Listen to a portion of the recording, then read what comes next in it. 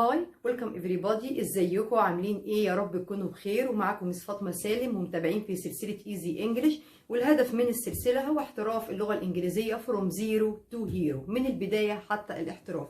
ومتابعين في السلسله مع الواو الليترز اللي هي الحروف المتحركه.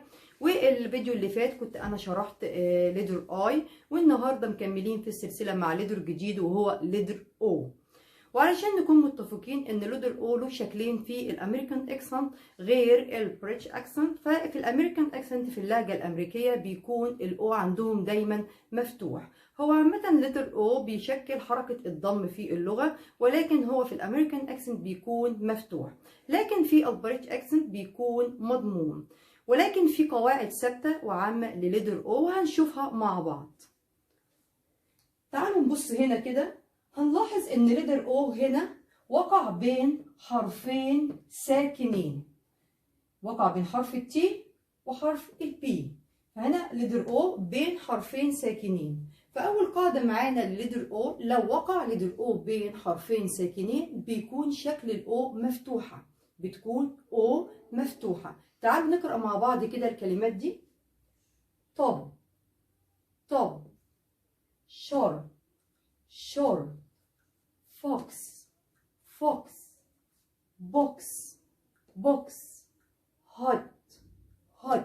هنلاحظ ان الاو مفتوحة، لكن الاو لها اشكال تانية، بيكون واو ممدودة او مضمومة او لونج او لو جه وراها او.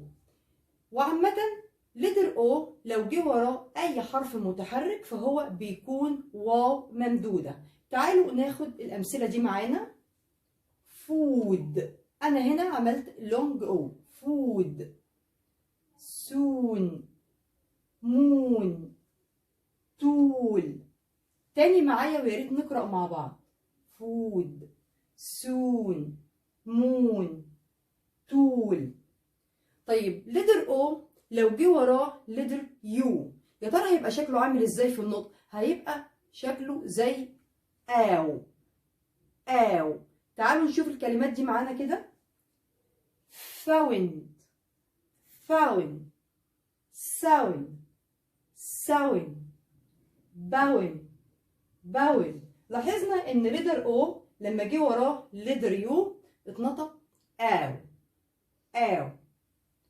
تعالوا نشوف اخر حالة معانا وهي الواو المضمومة لما بيجي ورا ليدر او ليدر اي. تعالوا نشوف الامثلة دي كده مع بعض.